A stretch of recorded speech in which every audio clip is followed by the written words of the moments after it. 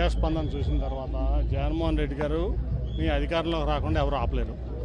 So ఎవరైనా కుట్రలు చేసినా ఇవాళ జగన్మోహన్ రెడ్డి గారు ఇంత ముందు కంటే కూడా ఎక్కువ సీట్లతో మళ్ళీ ప్రభుత్వాన్ని ఫామ్ చేయబోతున్నారు. దాంట్లో ఎటువంటి సందేహం లేదు.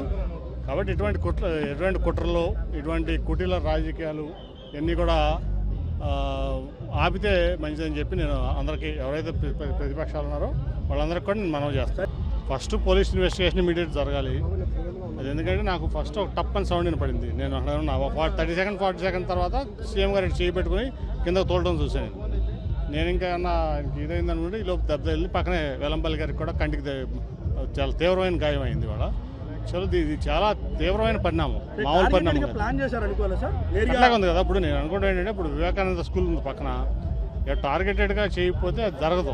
అది కంపల్సరీ ఏదో కుట్ర ఉంది దీంట్లో. లోకేష్ 600 మందిని హైర్ చేసుకుని ఒక 4 ఏళ్ళ నుంచి ఇదే పనిలో ఉన్నాడు. సోషల్ మీడియాలోనే బతుకుతున్నాడు అతను. కాబట్టి అతను సోషల్ మీడియాలో ఇటువంటి పనులు చేపిస్తాడు, ఎవరి మీద చేపిస్తాను అలవాటు పడిపోయాడు అతను. సో ఇటువంటి దుష్ప్రచారాలు ఇటువంటివన్నీ చేయడం అతనికి అలవాటు అయిపోయింది లోకేష్ అనే వ్యక్తికి. ఇది ఖచ్చితంగా కూడా ఇమీడియట్గా చాలా తీవ్రంగా పరిణమించి మేము ఇక్కడే కాదు ఢిల్లీలో కూడా ఎలక్షన్ కమిషన్ మేము దాన్ని రిప్రజెంట్ చేస్తాం.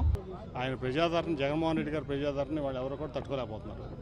ఎస్పెషల్లీ విజయవాడలో తట్టుకోలేక ఈ ఓర్వలేక చేసినటువంటి పని ఇది. దాంట్లో ఎవరైతే ఉన్నారో దోషులను బయటకు తీయాలి. సబ్స్క్రైబ్ చేయండి. Please do subscribe to.